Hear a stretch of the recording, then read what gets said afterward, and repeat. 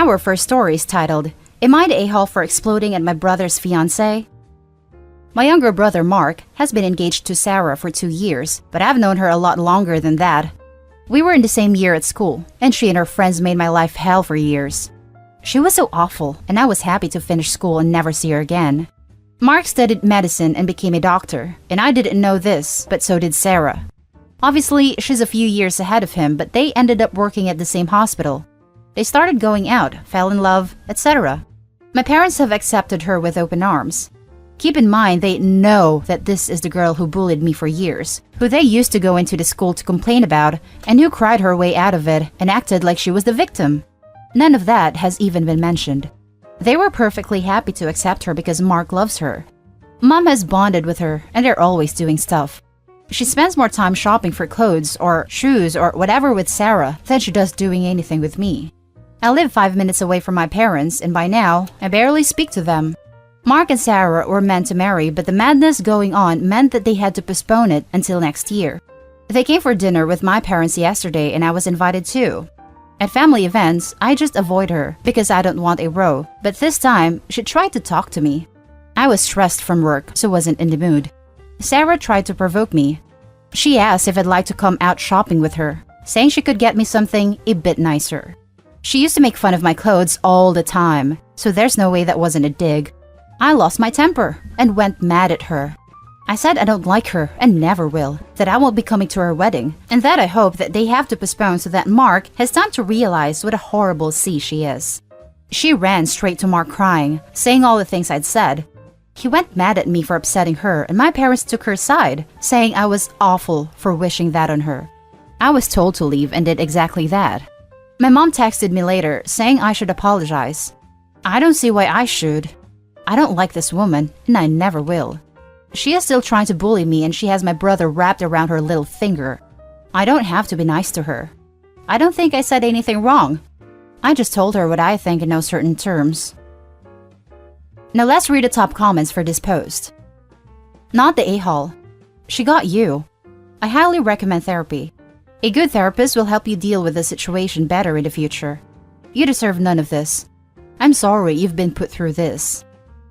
OP, this might feel superfluous given your family is fully aware of the history, but you need a script to explain your point of view to your parents. Something like, you know she has bullied me before, and she's continuing to do that still, and you are asking that I should apologize? You are only pushing me away. You are totally not the a-hole, but she's a lifelong bully, hence better at manipulating you than you can be at defending yourself. Keep your distance and protect yourself. Not the a-hole times 100. She bullied you for years. How can your family just expect you to forget the trauma just because she's engaged to your brother now? That's awful parenting on your folks' part. And these digs are so uncalled for. If she had apologized for her behavior, things could be different. But no, you're not the a-hole, and your folks and Sarah are a-holes. She should first apologize for everything she's put you through, and your parents should try and take your side. The bullying happened 20 years ago, so her parents and her brother see the adult Sarah now, not the child. Opie would probably get the apology if she told her parents, her brother, and Sarah that she wanted one, instead of being quietly furious for a long time and then blowing up a family dinner. Not the a-hole, but I will give it with a slight reminder that this person is a master manipulator. That they will push you, needling you until explode, and then claim that they are the victim. Haven't you noticed this? I'm guessing you are in your 30s. You should know better than to fall for that trap. There are a few ways to counter her behavior. 1. Gray rock. You essentially put them on an information diet, single-word answers, and just keep them always at arm's length. You give them no additional information against you, and most importantly, you don't give them the emotional response that they so desperately want. 2. Cut them out. Just cut them out of your life. Walk away. They are dead to you. 3.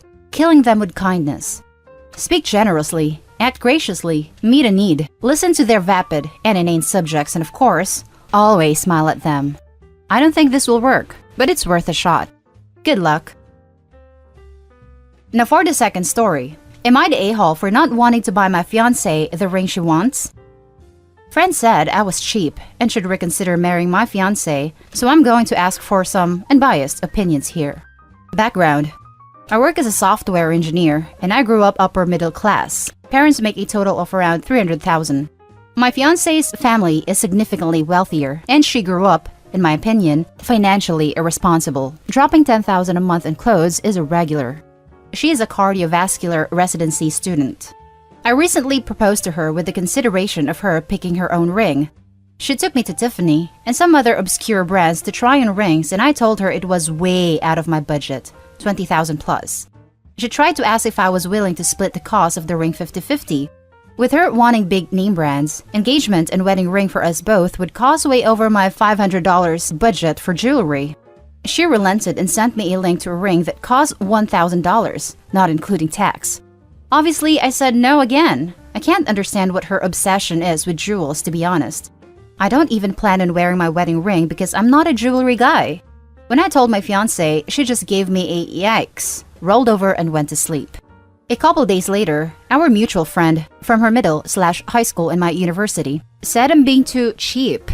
Their social circle has some expectations of 2-carat diamond ring, so fiancé expected something along those lines. Objecting to a $1,000 ring makes her reconsider marrying me, blah blah blah. I don't think I'll be convinced into spending more, and I told my fiancé so.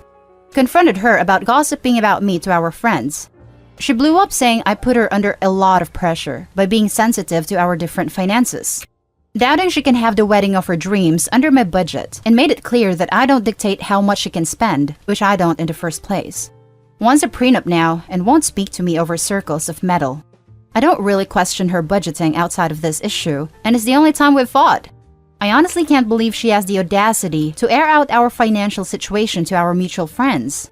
Am I the a-hole for not wanting to spend money on trivial jewelries that serves no practicality? Edit. Seems like a controversial post. I will read every comment and take it into consideration. I had no idea rings could cost tens of thousands of dollars or even past a couple hundreds at the most. So her standard shocked me. Now for the top comments. You're the a-hole. Not because of your budget, but because you seem hell-bent on rings being trivial and refuse to understand that it isn't trivial to your partner. Yeah, and not wearing a ring because you're not a jewelry guy? It's not about jewelry, it's about what it represents. He needs to shell out more than $500 unless he really can't afford it and be willing to find some kind of simple ring he is willing to wear. I get the feeling his comments about not wearing a ring himself are almost as much of an issue at the low suggested price of her future ring. You're the a-hole. I normally agree people are crazy with their expectations for weddings, but she moved from a $20,000 expectation for the ring, which doesn't seem unreasonable based on how you describe her social circle and family, to finding one she liked $1,000 and you have no flexibility in $500. Honestly, it sounds like you care more about your budget than your fiancé. This, exactly. She's already compromising and you're not, just because you find it trivial. You're the a-hole. You're the a-hole. $1,000 isn't that much for a ring, and you don't even want to wear yours? That's totally uncool. Yeah, my engagement ring was a custom job and like 3,000 Australian dollars. I think it was around 1,800 US dollars. I'm still embarrassed about how much it cost, especially since I was super against an expensive ring. Then again, not only will I be wearing it every day for the rest of my life, but it's also absolutely freaking gorgeous. I've had it nearly 2 years and I still catch myself just staring at it. So pretty. Now let's read OP's little edit. Edit 2. I thoroughly read through all your comments last night and I am the a-hole. I will discuss finance with her the next upcoming days and see what I can do. Now for the last story, my 25 female cousin, 26 female, resents me for not having an arranged marriage and blames me for hers. Almost all the marriages in my family have been arranged marriages. My mom's marriage to my bio dad was an arranged marriage, but it ended up in a messy divorce, and him completely abandoning us before I was even born. My mom had a love marriage the second time, despite the disapproval of her family, and has been much happier with my stepdad than she probably would have ever been with my bio dad. Because of this, my mom has always been very adamant that she would not try to force us, my siblings and I, into arranged marriages despite what the rest of our family thought. I've been with my fiancé, 26 male, for 3 years now. We got engaged 2 months ago. He's met my parents and siblings, but as far as the majority of my extended family were concerned, I was single until 2 months ago. Early last year, my fiancé dropped me off home after work one day, and my uncle was there. My uncle is the oldest sibling my mom has, so is seen as the head of the family. That is, he thinks he has a say in what the rest of us do. It was obvious my uncle was pissed, and he ended up grilling my fiancé, and I assume he met his standards. A lot of arranged marriages are about what both families can gain from one another. Example, wealth, influence, etc. So he told my mom to get us married quickly. He wanted to make it look like we had an arranged marriage before the rest of our family found out. My mom ignored him and told us to keep dating if it's what we wanted. Over the past year, he's mentioned me getting married to my mom every single time he's spoken to her.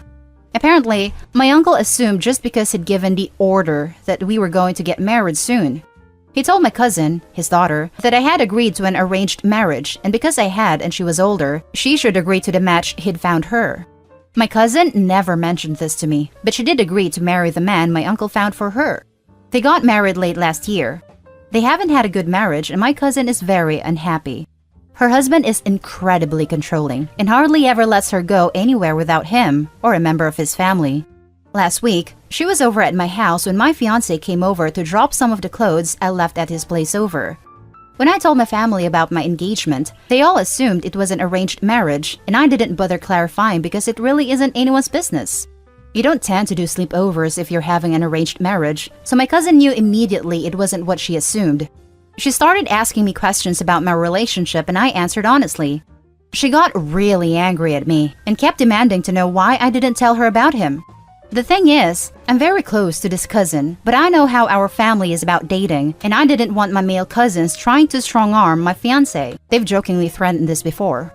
She pretty much blamed me for her arranged marriage and said she only agreed because she thought I was going to have one too, and if I had told her I had a boyfriend, she would have had the courage to stand up to her family. She hasn't spoken to me since. I do feel bad for her. I know how unhappy she is, but if she had mentioned what my uncle told her earlier, I would have clarified. I don't want this to be the end of our relationship, but I don't know what I can do to fix this. Please help. Now for the comments. Unfortunately, if she continues to blame you for this, there is not very much you can do. You can try to explain to her that if she had told you she was only going through with it because you also are having an arranged marriage, then you would have straightened her out. You also might want to tell her to talk to your mom. She might help your cousin find the strength to get a divorce.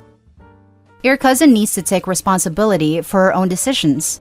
It's not your fault she didn't stand up for herself. Yes, that's not Opie's fault if the uncle lied to everyone because it fits the narrative he wanted to happen. The cousin also doesn't have to be miserable all her life. It's not too late for her to stand up for herself and get a divorce. Sadly, if she still resents Opie for that even after reorganizing her life, if it ever happens, like you said, not much can be done. She should be blaming her father. He's the villain here. Explain that to her. Not that it will make her life any more pleasant. She hates the situation and blames Opie because it's more comfortable. She made a decision to go through with it. In the short term, blaming others is more comfortable, which is why it keeps happening. Your uncle lied to your cousin, and somehow it's your fault?